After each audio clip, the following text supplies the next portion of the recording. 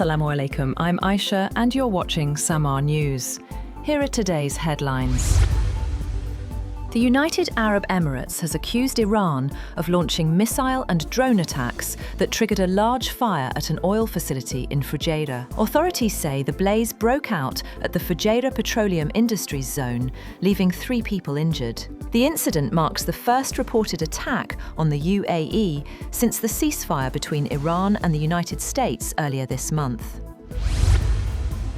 The United Arab Emirates says it intercepted multiple missiles and drones launched from Iran, triggering air defense operations and emergency alerts across the country. Officials say 3 missiles were shot down, while a separate drone strike caused a fire at an oil facility in Fujairah. The Iranian Revolutionary Guards Corps has said there was no prior plan to attack oil facilities in Fujairah, claiming the incident was triggered by American military adventurism. The IRGC spokesperson has accused the United States of attempting to create a corridor through the Strait of Hormuz for the movement of unlawful vessels. He warned that any further escalation would prompt Iran to target key installations in response.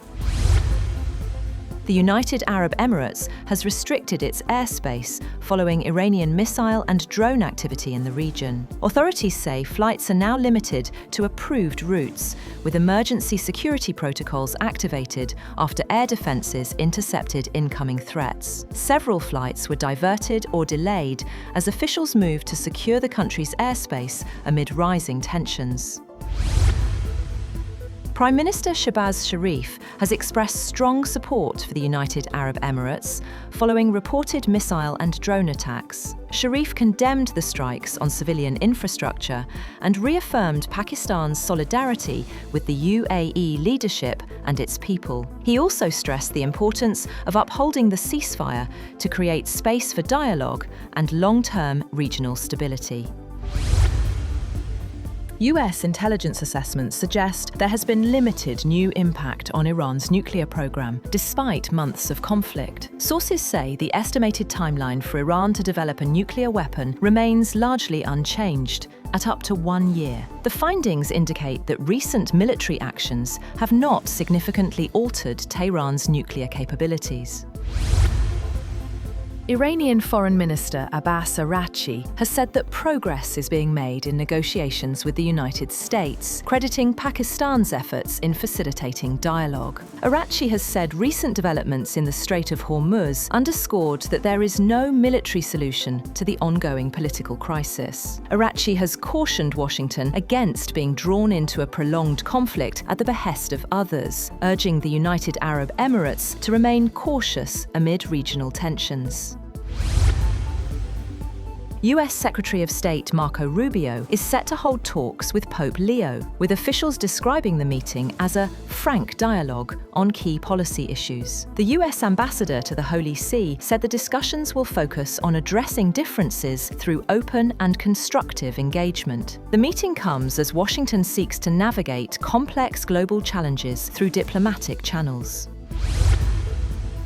At least 21 people were killed and 61 injured after an explosion ripped through a fireworks plant in central China, authorities said. Nearly 500 rescuers were deployed to the scene to search for missing workers and assist the injured. Officials have launched an investigation to determine the cause of the blast.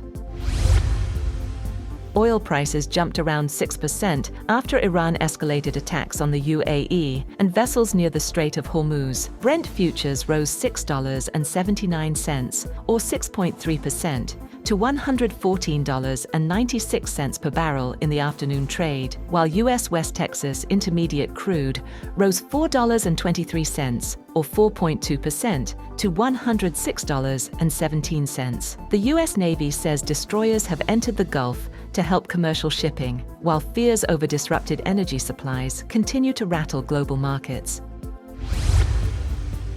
US President Donald Trump has said that the United States will start helping to free ships stranded in the Gulf by the US-Israeli war on Iran from Monday. Trump gave few details of the plan to aid ships and their crews that have been locked up in the vital waterway and are running low on food and other supplies. Trump said in a post on his Truth Social site that the US has told these countries that it will guide their ships safely out of these restricted waterways so that they can freely and ably get on with their business. US Central Command said it would support the effort with 15,000 military personnel, more than 100 land and sea-based aircraft, along with warships and drones.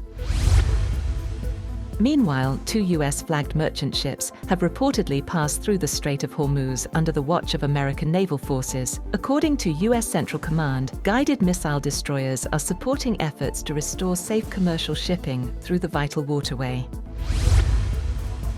Pakistan has confirmed that it has received 22 crew members of a seized Iranian container ship from the United States as part of a confidence-building measure. The US transferred 22 crew members of the seized Iranian container ship MV Tuska to Pakistan for repatriation to Iran. According to the Foreign Office spokesperson, the individuals arrived in Pakistan last night and will be handed over to Iranian authorities today. It described the move as positive at a time of heightened tensions between Washington and Tehran. The Foreign Office said the Iranian ship will also be brought back to Pakistani territorial waters after necessary repairs and handed over to its original owners.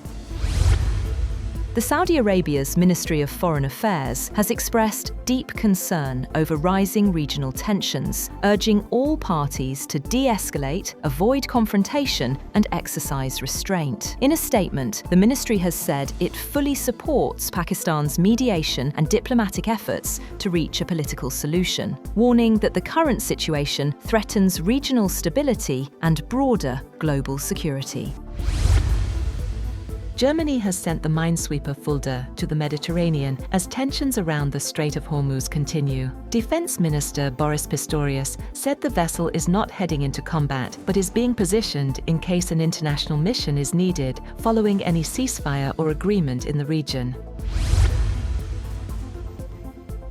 The Met Gala 2026 has transformed the red carpet into a celebration of art, with celebrities recreating iconic artworks under this year's theme, Fashion is Art. Guests embraced a more literal interpretation of the dress code, drawing inspiration from art movements like the Harlem Renaissance and Baroque painting. Organisers say the theme encourages attendees to express fashion as a form of art, blending creativity with historical references.